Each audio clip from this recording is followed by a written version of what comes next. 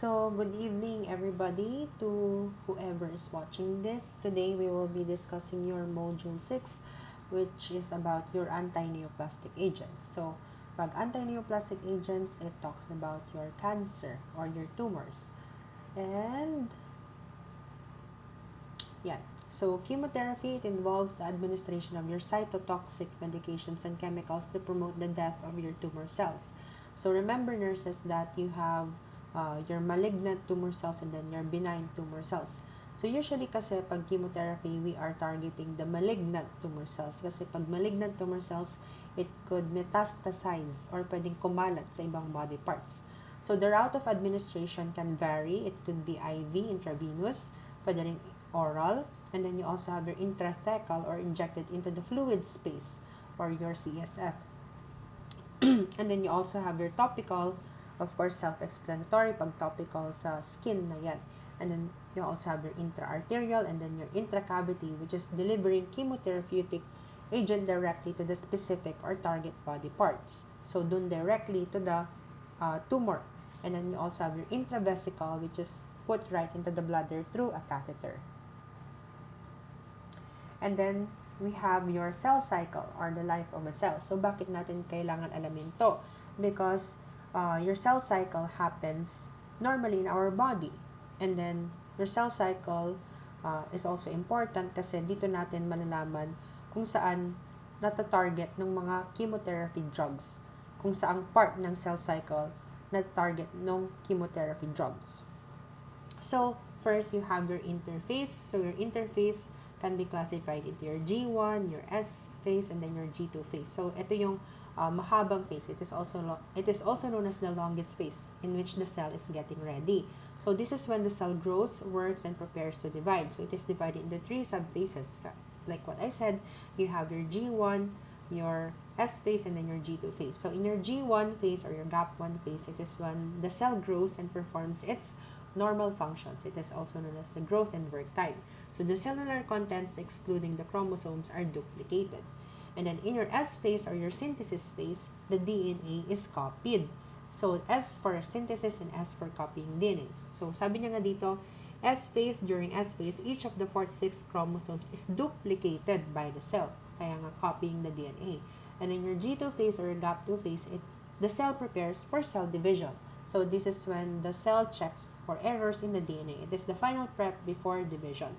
So, isipin nyo your interface, it is the study period before an exam because your exam is your mitosis phase. So, your G1 to G2 phase, it is your preparation before an exam. So, yun yung pinakamadaling memorization trick doon. So, next, you have your mitotic phase or your mitosis phase. So, tapos na tayo sa interphase from G1 to G2.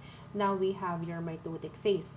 Your mitotic phase can be classified into your PMAT. You have your prophase, your metaphase, anaphase, and then your telophase. So, your M phase or your mitotic phase, it is when your cell divides na. So, this is where actual cell division happens, mitotic. It includes your mitosis or the division of the nucleus and then your cytokinesis or the division of the cell. So, your mitosis has 4 main steps. Is the mnemonic PMAT, like what I've said earlier. You have your prephase. So, chromosomes appear. Ito, the chromosomes appear. And then the nuclear envelope also disappears. So, P for preparing or the packing starts.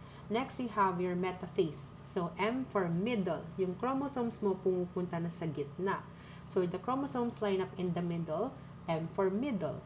And then, you also have your anaphase. Pag anaphase, yung chromosomes mo nahatin na into half. Kaya nga, anaphase away from each other or A for apart. So, chromosomes are pulled apart to the opposite sides.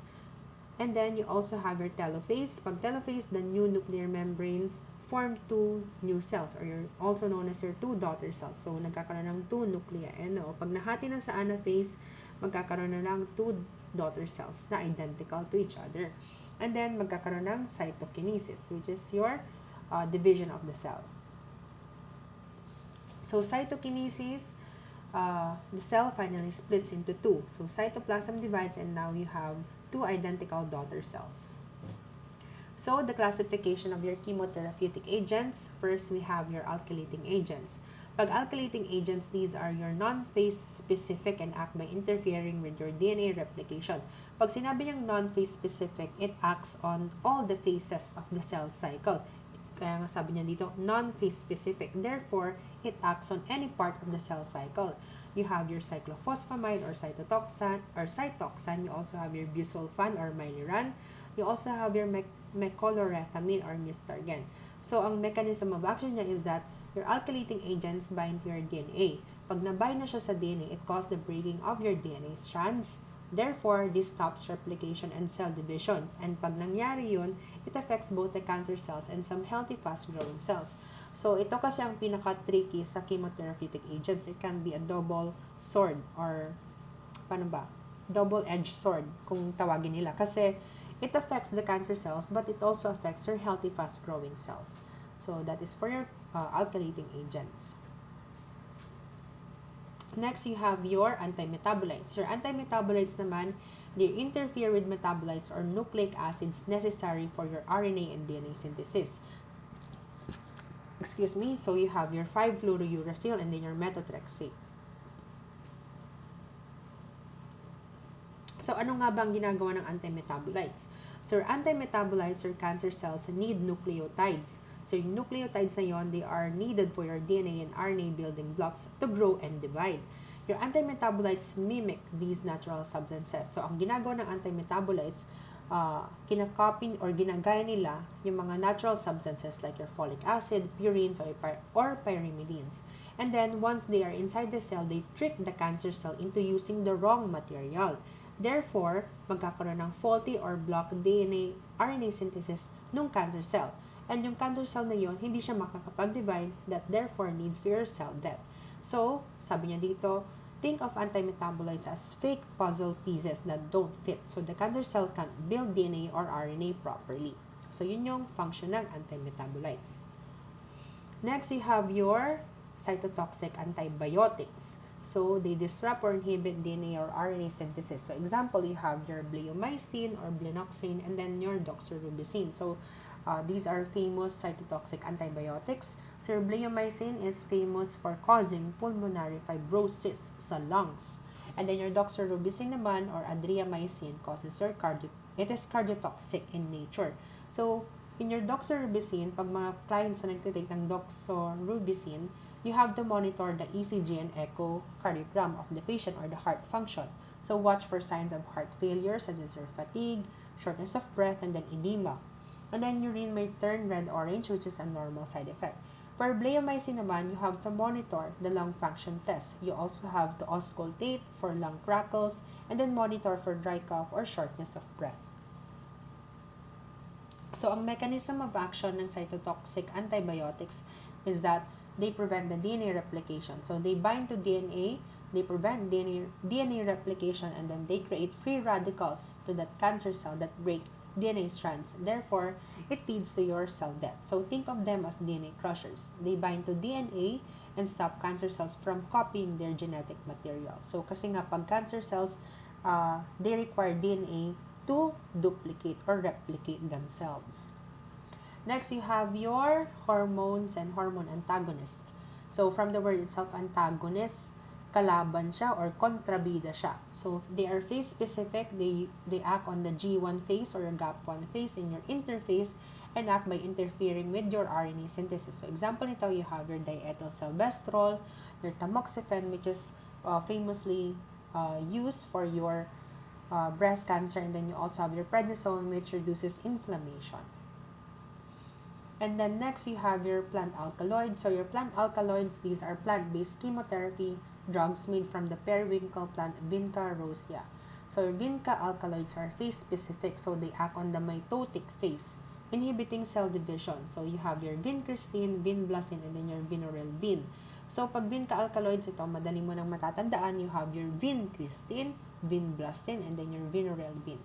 And then you also have your plant alkaloids such as your etoposide, which acts during all cell cycle phases. So, it is also non-cell cycle specific, therefore it acts on any phase of the cell cycle. It interferes with your DNA and cell division at metaphase also. So, in your Vinca alkaloids, sabi niya dito, Yeah. So, vinca alkaloids are phase-specific, usually on the M phase, inhibiting cell division. So, during M phase kasi, in your mitotic phase, di ba, doon na nagde-divide yung cells. And then, sa vinca alkaloids kasi, it stops the microtubules. Ano nga ba yung microtubules na to? Ito yung humihila doon sa chromosomes. Parang isipin nyo, ito yung fingers ko. Ito yung mga microtubules. And then, kasi sa vinca alkaloids, i-stop nyo itong mga microtubules na to from forming. Therefore, walang hihila dun sa mga chromosomes na needed for cell division. Pag walang mitotic spindle, therefore, the cells can't divide. Hindi siya makakalahati. So, pag nangyari yun, it leads to cell death, especially in your fast-dividing cancer cells. Yun yung pinaka-function ng vinca alkaloids. It acts on the microtubules, it stops them from forming, therefore, no mitotic spindle happens or forms, cells can't divide, therefore, it leads to your cell death. So, ito na ang pinaka-importante sa lahat, which is your nursing management of the common side effects of your chemotherapy. So, you have your bone marrow suppression that leads to, first, you have your leukopenia or your immunosuppression. Pag leuko, it involves your white blood cells. And then, ang mangyayari dito kasi is that you have to avoid crowds. Kasi pag maraming crowds, pwedeng yung mga people na yun, infected sila. And then, bawal kang ma-infect kasi mababa yung white blood cell count mo. So, you have to avoid crowds, people with infections, and small children when white blood cell count is low. You also have to avoid undercooked meat and raw fruits and vegetables. And then also, meron din na you have to avoid fresh flowers or anything fresh, raw, ganon. You have to avoid them. Kunyari, sa isang hospital, ikaw ay leukopenic or mababang white blood cell count mo. And then, meron kang bisita na nagdala ng fresh flowers. Dapat you have to tell the visitor to remove the fresh flowers kasi pwedeng yung fresh flower na yon may mga pathogenic organisms na pwedeng maka-infect sa'yo. Mababa ang white blood cell count mo. So, hindi pwede yon. Dapat you have to remove the fresh flowers. And then, pag thrombocytopenia, of course, mababa ang platelet count mo. Kasi nga, pag gumagamit ka ng chemotherapy drugs, na immunosuppress yung bone marrow mo. And then, yung bone marrow na yon kasi andun yung mga white blood cells mo, your red blood cells, and then your platelets. So, bumababa rin yung platelet count mo. So, you have to avoid bleeding at all costs. So, you have to use electric razor when shaving. Bawal yung manual razor, dapat electric razor. You have to avoid contact sports. Ano nga ba yung contact sports? Your contact sports includes your basketball, your volleyball, ano pa ba? Soccer, anything that might cause injury or parang it involves contact with other people. Mga boxing, ganon. And then if trauma occurs, you have to apply ice and seek medical assistance. And then you have to avoid dental work or other invasive procedures, but you may notify your dentist or your dental or your medical doctor for that matter. And then you have to avoid aspirin and aspirin-containing products kasi these products prevent your blood from clotting. Diba? Thrombocytopenic ka na, mababa ng platelet count mo. Pag nag-take ka pa ng aspirin, edi mas risk ka for bleeding. Mas prone ka for more bleeding. Kasi nga, your aspirin prevents your blood from clotting.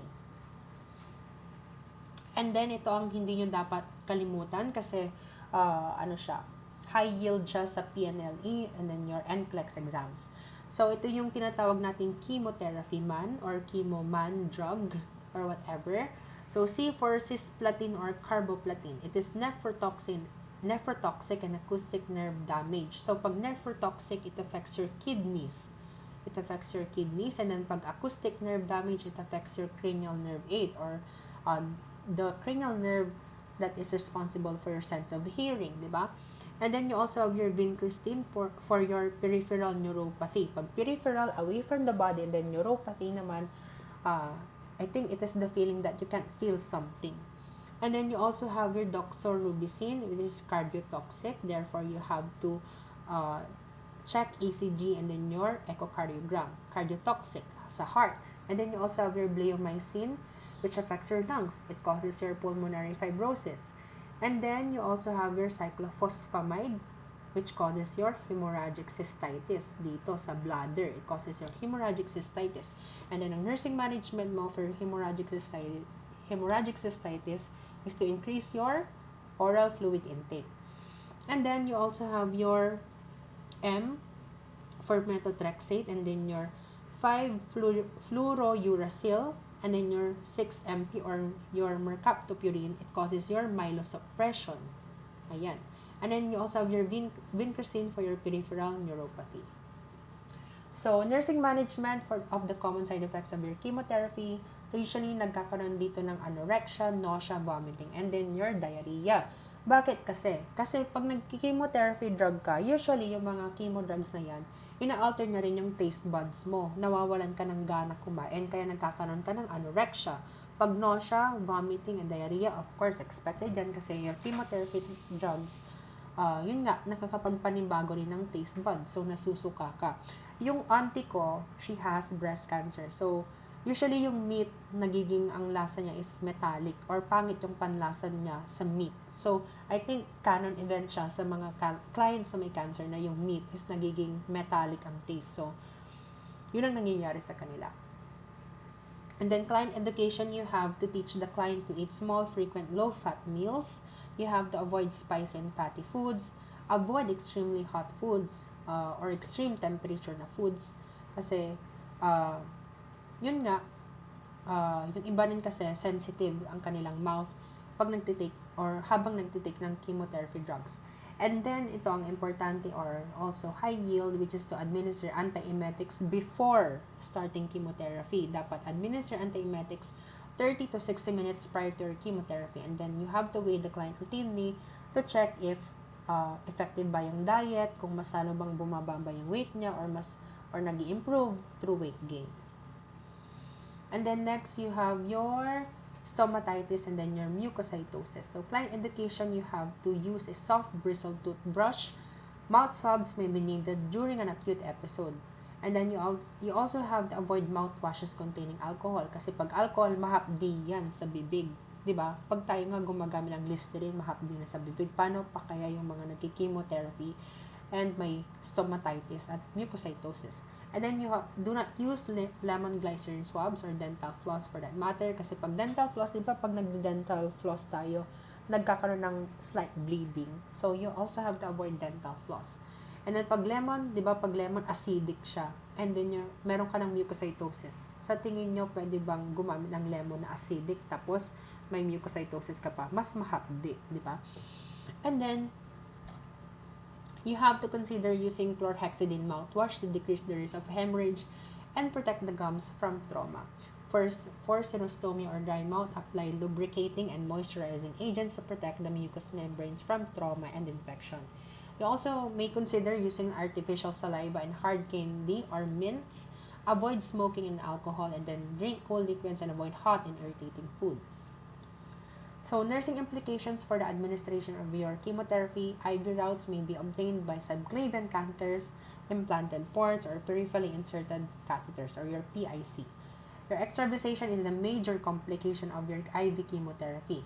Extreme care must be used when administering vesicant agents kasi your chemotherapy drugs, irritant sila, nakaka-irritate ng vein yan. So, it is a major complication ng IV chemotherapy ang extravasation. So, warning, you should never test vein patency with chemotherapeutic agents. So, when assessing the patency of vein, dapat hindi ka gagamit ng chemotherapeutic agents. Monitor client closely for anaphylactic reactions or serious side effects. Pag nangyari yan, you have to report the medical doctor. Discontinue infusion according to protocol if reaction occurs. So, you have to discontinue the infusion. Use caution when preparing, administering, or disposing chemotherapeutic agents. Next, you have your alopecia or your hair loss. So, nangyayari yan usually sa mga cancer patients. So, encourage the client to choose a wig before hair loss occurs. And then, ang nursing diagnosis mo for your clients na may alopecia is your disturbed body image. Care of hair and scalp includes washing hair 2 to 3 times a week with mild shampoo lang. Dapat hindi yung mga may scent or anything na anything irritating sa mga clients na may nagtitake ng chemotherapy kasi dapat mild shampoo lang, yung mga pang baby hair shampoo, mga ganon, kasi mild lang yung mga yan. Pat hair dry, dapat pat, ganon lang, hindi yung ganon. So, dapat pat hair dry and avoid the use of blow dryer kasi yung blow dryer may heat yan. So, that is it for our anti-neoplastic agents. If you have any questions, please don't hesitate to contact us, your clinical instructors or college instructors. So, thank you guys for listening. I hope na may natutunan kayo. And then, if you have any questions, please don't hesitate to ask us. Thank you guys.